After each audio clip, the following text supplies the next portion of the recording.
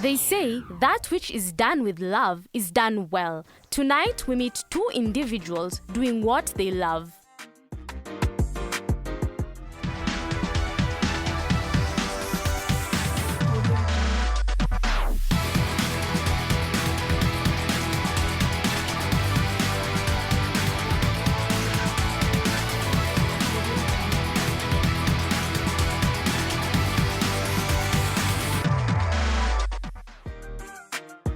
Whether you are reconnecting with your heritage, going for a vintage look, staying cool on a hot day, or simply love African prints, from bags to shoes, Johnny Kibilige, founder of Kick Africa Collection, has made the dashiki African print a great choice for everyone. Kick Africa Collections is a bag and fashion company that's based here in Nairobi, Kenya.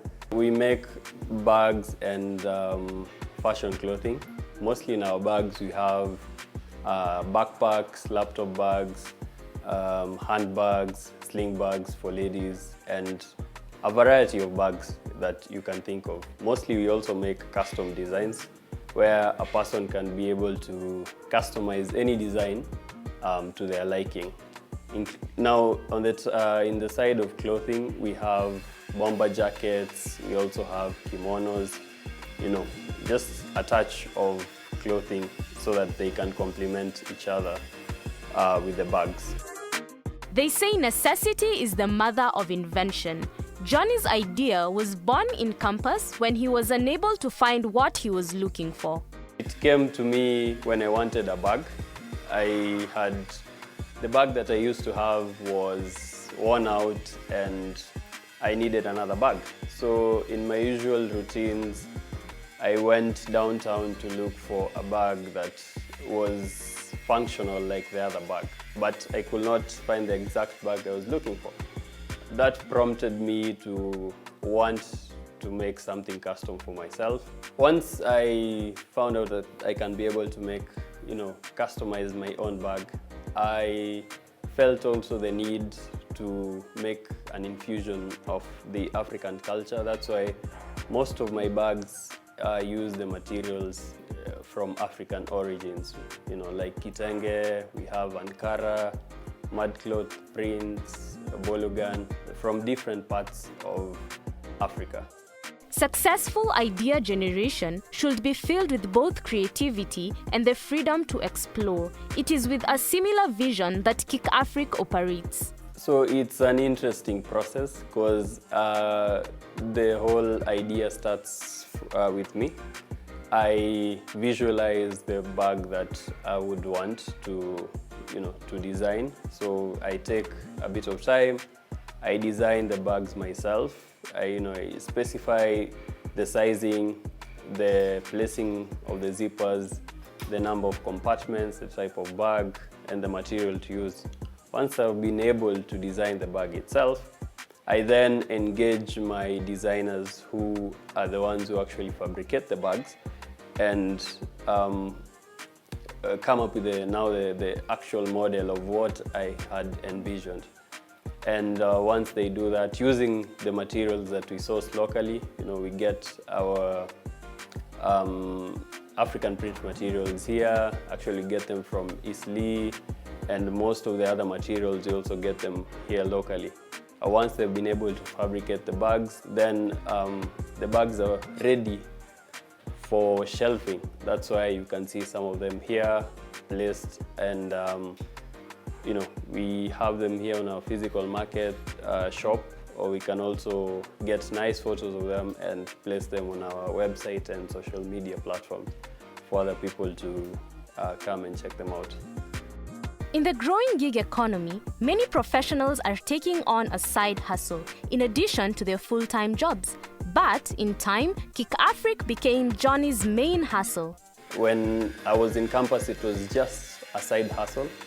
But when I cleared, I was still passionate about coming up with different designs, bag designs.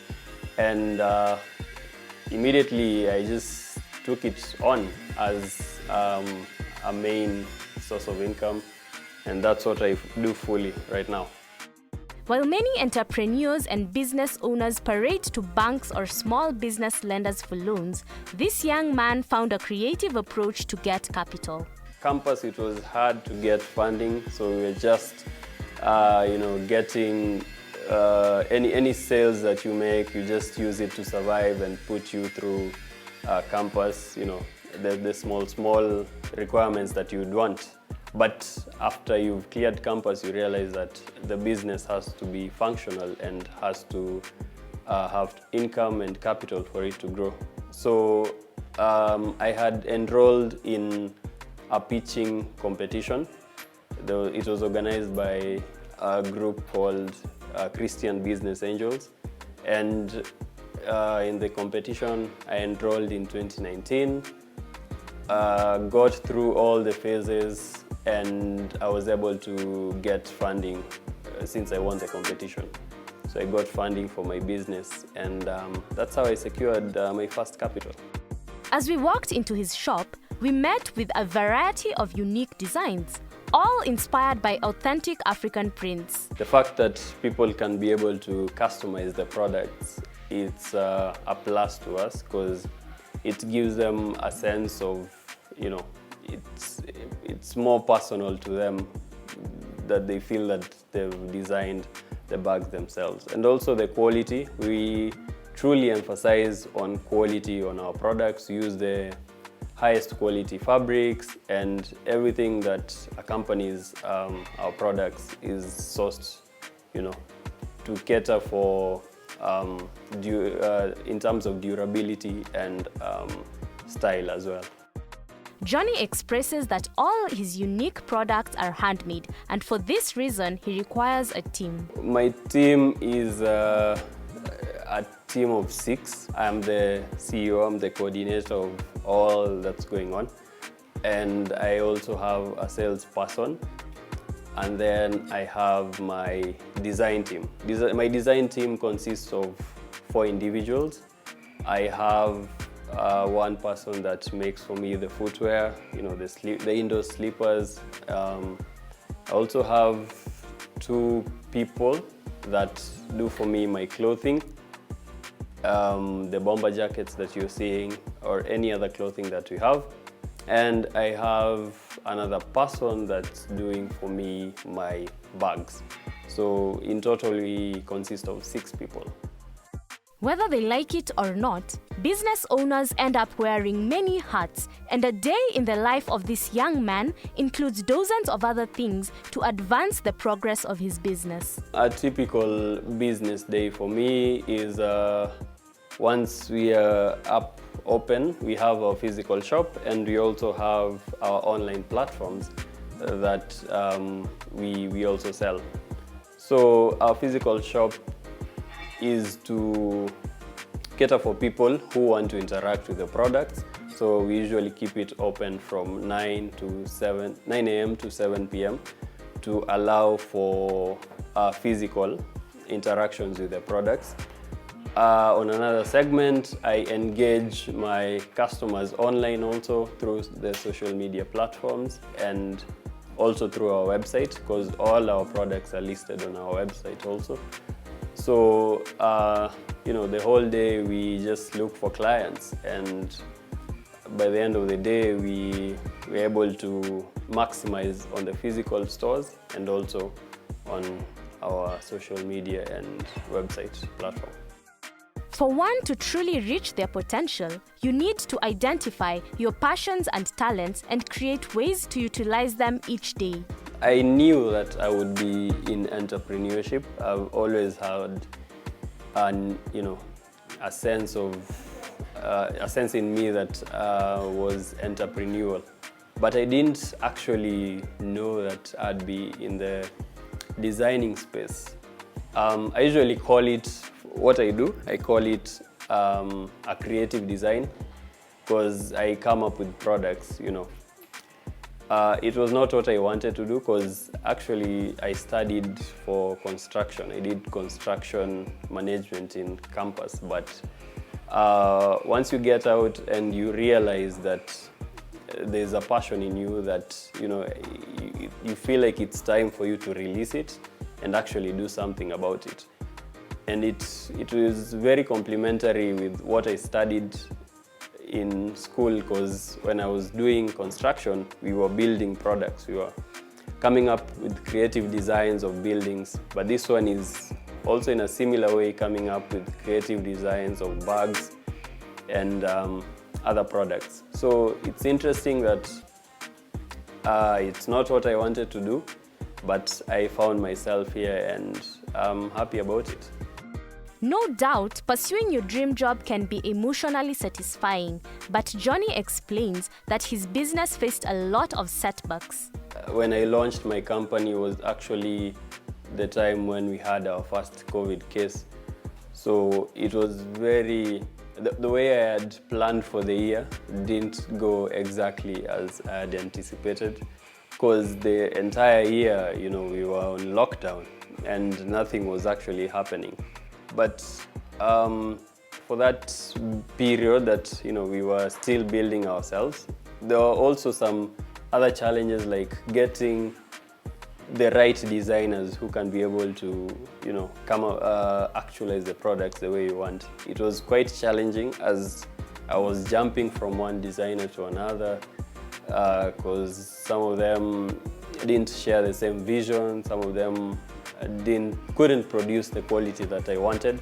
So it was a very challenging, you'd say almost 8 months for me to even land to on one designer that we could start working on the same length.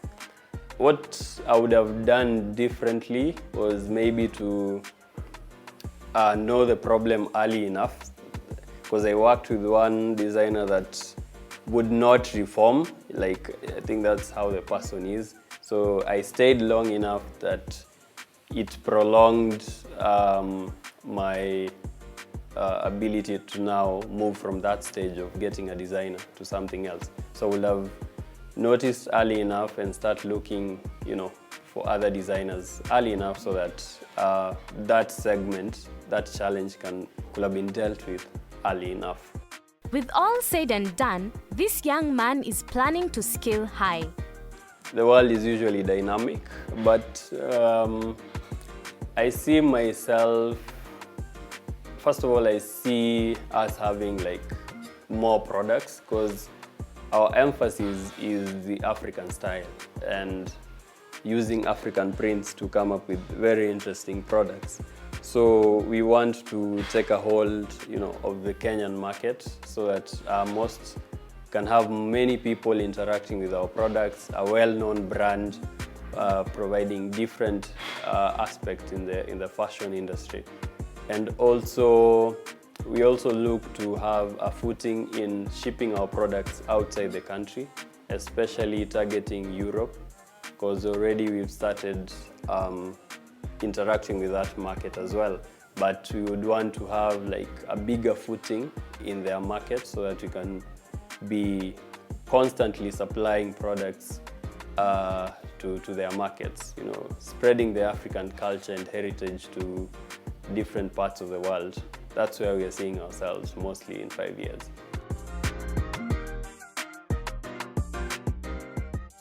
Whether you choose to chase your dreams or focus on a career relevant to today's market, there are advantages of doing what you love. For those planning to follow their passion, here are some quick tips. Do your due diligence. You should be able to know the people who are in the market and the various competitors that you have. The second thing would be to get your hands dirty. By getting your hands dirty, I mean you have to be in the game, you have to know where to source your materials, you have to know, where to get the different kinds of labor for you to get whatever you want. And the last thing would be financial budgeting. You have to know the capitals that you will require for your business. You have to do financial planning so that you know your profits for the year, what you expect for sales in terms of growth and things like that. So generally, those are the tips that will assist you if you want to venture in the same line of business. This week on The Scope, Newton Freeman will expound further on what it takes to start a real estate venture. People have various concepts, very good concepts, but you may find that you may want to develop a piece of land, but you don't do any background checks deeper, or your legal team does not get deeper into it, and you find that this land may have been sold to more than 5 people concurrently. Land issues are the worst thing that you need to get out of the way even before you start doing anything else. Then after your land is confirmed, now you need an architect, a very competent architect. Firstly off, your architect needs to do the architectural design. Once they're able to do that, then with that now, the engineers can be able to create a structural design for your building. Depending on the concept of development, your concept will dictate your market, whether you're looking, and the concept will also dictate when you're able to get the market, you can be able to get your profit, to estimate your profit returns. Per se, if you're targeting students, for example, you know that your rent is maybe 30,000 a month, and you can be able to gauge that these kids spend time in school for 4 years minimum. So for 4 years, I can be receiving this amount much if all my units are booked. So that gives you a better scope of how to plan and what you're looking for. Are you going to collaborate with a bank or a SACCO, or per se, if you put up a unit of so many units of apartments, how are you going to get them occupied? Because you've seen so many buildings, especially in Kileleshwa, Kilimani, so many buildings have come up. Most are half empty, fully empty. So bridging that gap, yes, you had the idea. Yes, you know people need housing, but bringing in these people to book or take in the housing itself is usually another big challenge. Work sometimes gets overwhelming. There are days that things will go overboard. It will require and demand a lot from you. So if you don't keep yourself healthy, you'll be worn out easily. If you don't have some healthy eating habits, you'll be worn out easily, and you see your ability to be effective is what drives your business. So it requires a lot. It requires for you to have very healthy routines, very, very nice, healthy ways of living, and just understanding when to take breaks, how you're going to do it. For me, maybe Saturday and Sunday is mostly a day that I try. If I'm not working on a project, I try maybe go out or go see my family, or just try to spend time alone, whether it's a nature walk, whether it's outside my normal comfort zone, just to keep my mind and my blood flowing and my happy hormones alive. No doubt, pursuing entrepreneurship can be emotionally satisfying. In most cases, if you are happy in your work, you tend to enjoy your work environment too. After the break, it's the top female archer in Kenya. Tomorrow on She. My mother-in-law would try to make decisions for the children, and I would feel like she's taking away the power from me. As much as she was coming in as help, sometimes it would infringe so much. At some point, we even had to halt the wedding plans so that we could be able to bond with the other side of the family. We are talking about the elephant in the room, mother-daughter-in-law relation. It's tomorrow at 8:30 p.m. Standing at 5'2" a young woman takes her bow and aims. In a split second, the arrow hits the bullseye. My name is Tabasam Anwar. I am an archer for Kenya, which means I shoot arrows, and I am a lover of sports and animals and many things in between. Shazina Anwar carried the country's flag at the 2016 Olympics Games in Rio, and in her words, archery lives in her heart. Archery for me is a way of life. It can be a hobby, it's a sport, but when it takes up most of your time and it becomes a passion and something you're very much drawn to all the time, it becomes a way of life. Shizena explains that archery is a disciplined sport that requires focus and technique, but like any other sport, uses unique items. Okay, for the Kenyan market, we would say mshale na mkuki. Most people understand that because traditionally Kenyans have done this. I mean, they do it for different reasons, more for you know, their livelihood as hunting and so on. But we do it as a sport. So for those who don't know, it's just to shooting arrows at a target using a bow. Okay, so the basics of archery is the bow and the arrows. But now there are different types of bows and there are different components. So professional or modern archery is not like the traditional type. So for them, they have a one stick with a string on it, most cases, and then they have their stick arrows and so on and so forth traditionally with their very large metal heads on the arrow, which is used obviously for killing animals when they hunt. Modern archery now, the one that looks like the traditional bow, it's called a recurve or a long bow. Now a recurve bow can be taken down, comes in 3 parts. You have to stick it together and you cannot leave it that way. So when you're done shooting, you have to take it apart. That's how the recurve bow works. Now the recurve bow is the one allowed in the Olympics. You would not see a long bow. Long bow now is the modern, the closest to the traditional type, but it's obviously made with modern machinery and so on, but they tend to look similar. And the compound bow, finally, it looks like a machine. I'll be honest, it looks very powerful, and I like to call it the boy toy, because when most men see it, they're like, I want that one, because it's fast and it's powerful, but that bow is not allowed in the Olympics. So it reaches world championship level, and in countries where it's legal, a lot of people use that bow for hunting and those kinds of activities. So here we try and concentrate on the recurve bow, which obviously we're trying to encourage more people to do the competition that's for the Olympics. Cookie's love for the game started when she stumbled upon archery at a sports expedition in Nairobi and won against all men. Wow, I started archery 20 years ago. I personally have been interested in sports since I was a very young girl. As compared to studies, I would prefer playing sports. So there are many sports I take part in, but when I tried archery, this was something I'd seen on television as a young kid. And when archery came along, I thought, wow, this is really interesting. As compared to every other sport I play in school, this one requires you to stand still and concentrate as compared to run around and be energetic. So I took it up as a challenge and I tried it. It was interesting. And within, I think it was 2 years after I started, I did a local competition and I beat all the men taking part. And I think that was the moment I decided I'm staying.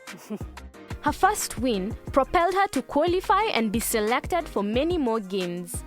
Okay, I have participated in Commonwealth Games. I have been for 5 Africa Championships. I have been to the Olympics, and I've been for South Africa Nationals, I've been for Namibian Nationals, I've been for World Championship. Yeah, there's very many I've been for, clearly. The most memorable for me would be the 11th African Archery Championship, where I took the gold medal and won my slot to the 2016 Olympics. With the help of her mother, who took it upon to train her, shoots about 70 arrows a day. That's like shooting 700 arrows a week. We have a national coach who has doubled up as team manager for very many years, so she does a lot of everything. So she's traveled with the Kenya team for competition since 2005. And she is a working woman and a family woman, so she has to, you see, balance her time between all the things she does, including being on the range. So where she can, she is there for the archers, the national team archers, and she helps them train. But it's more of giving them what they need to work on. And a lot of it is self-study, because archery is a very technical sport. So you always have to be learning about your equipment, about your form. So she helps where she can, but where she can't, then it's been a lot of, we help each other as archers. The more experienced will help the less experienced, so on and so forth. And when we travel, we have learned a lot from other countries, other coaches, so on and so forth. So when we travel, in any competition you find we tend to be just, one big happy archery family. So you mix with a lot of people from different countries and you learn a lot that way. So that is how we learnt a lot of what we do. The mother-daughter duo give free lessons to newcomers on a spacious field in the heart of Nairobi. My name is Tabasam Anwar. I've been doing archery, I've been an archer since 2007. But I have been, before that I've had the pleasure of being in training seminars. So I started my coaching after 2003.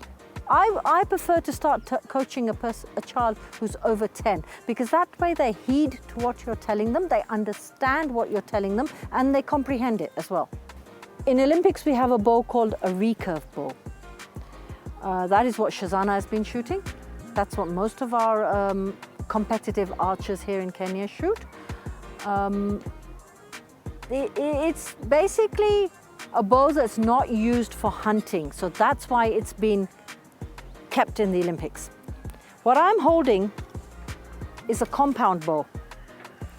This is used, there are world championships with this. Yes, there are non-hunting world championships, there are indoor championships, there are outdoor championships. There are all sorts of, but it's not in the Olympics yet. This bow has been mainly used for hunting when hunting was allowed, and still in countries like down south in southern Africa, in Canada, I think they still hunt with these sort of bows. Yeah, in America they still hunt with these bows, but we here in Kenya don't encourage it. We don't want it, but we use it on targets. Shizana explains that being number one is the best feeling in the world, but it requires a lot of hard work. I think to be good at anything, it depends how much time, effort and dedication you put into it. I mean, there's a saying, a lot of people say, you can do anything you put your mind to. I think archery or anything, any sport, anything in fact, if you want to do it and you're dedicated and you're interested, I think you will do it. So if somebody takes it up as a hobby and they only want to do it once a week and, casually for fun, obviously you cannot expect them to reach a competitive level. But if you have someone who's willing to be here 3 hours a day and they have the right equipment and they train for competition, to be honest, it took me a very long time to qualify for the Olympics, and I feel that's because there was no one before me to show me the way there. I had to learn on my own and with what resources I had. But now that I've reached there, I feel that for the people behind me would be much easier because I can already tell them. And I've been for coaching courses, so I know how to coach as well. So I think with that kind of guidance, somebody who's dedicated could reach there in less than half the time it took me.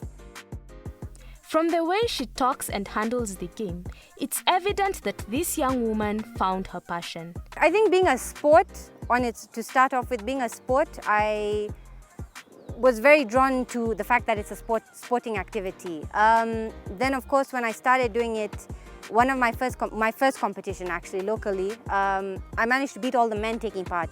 And I was very young at the time, so I think I was secretly a feminist, and that was just like, oh my God, I want to do this more. Let me keep pushing on this. But I think it's the idea of, it's so different from other sports. You play any sport, football, hockey, rugby, netball, anything, and they're very adrenaline based. You've got to get up and move. And the faster you move, the better for you. Archery is the entire opposite. You have to stand still, and the more calm you are, the better for your shooting. So I think when I started, I took it up as a challenge as compared to all the running around I did. I said, let me actually try and stand still and concentrate, which was difficult for me. And on top of that, I found a lot of peace. I don't know, you just start shooting and it just didn't stop for me. I mean, there was a lot of days I would get home late and my parents would complain, why are you coming home late? But for me, it was, I wanted to be at the range. Yeah, I just wanted to be there and I just wanted to shoot. For those inspired to try something new, The ball is in your court. We have come to the end of our show. Remember, you can share your thoughts, questions, and comments to the SMS line 20316 or WhatsApp 0786 316 316. Also, you can now stream your favorite programs on the go on our YouTube page, Family Media. As you enjoy, remember to like, share, subscribe, and hit the notification button to get instant reminders to our latest show. As always, keep it Family Media.